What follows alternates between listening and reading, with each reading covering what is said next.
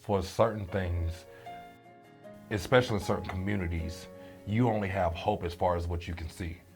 And so if the community that exists is the greatest thing that you have seen is a drug dealing cousin who also works somewhere just to, balance out so that he has legal money.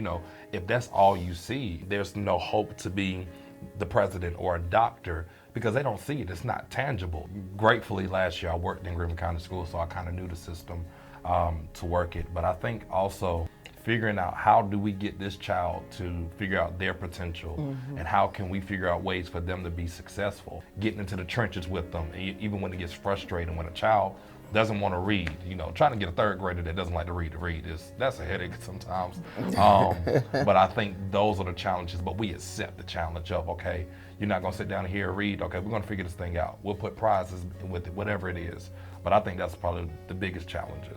I think about one particular student that we have that I talk about all the time. He's in a situation, single mother, bad grades, gang affiliation, all of this. And he came to iPod, a quiet, hoodie kid, nothing to say. His grades were 20s, 30s, 15. But we began to speak into him and love on him and tell him who he could be, show him. He saw an example of a man, because his father is not around. He saw something different. He heard something different. And within a couple of weeks, those 30s became 80s. Those 20s became 80s and 90s and 100s. And he started talking. Now he runs through the pod like he owns it. His gang affiliation, his mother said he burned the rag in front of her. So now his whole demeanor is different. His mother said, you guys did something for him that we could not do. And I said, what's that? She said, he wears a belt. Something as simple as he wears a belt now. And to see his mother's heart and his sisters and an adoptive cousin that they have, their whole life has changed because of this pod. You can't buy hope.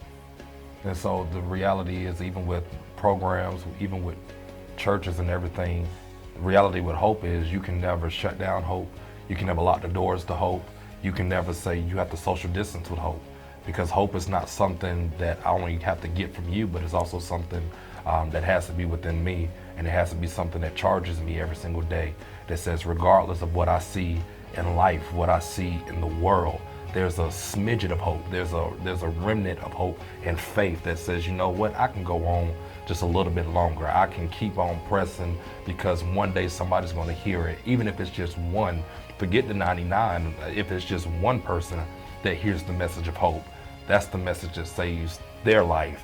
And then there's a chain reaction, because once their life is saved, they're going to give it to somebody else and have their life be saved. So that's why hope is so important, because it can never be bought, it can never be destroyed, it can never be locked, it can never be put away. It can only exist. And the reality is, either we're going to see that it exists or we're going to ignore that it exists, but we can never deny that it exists.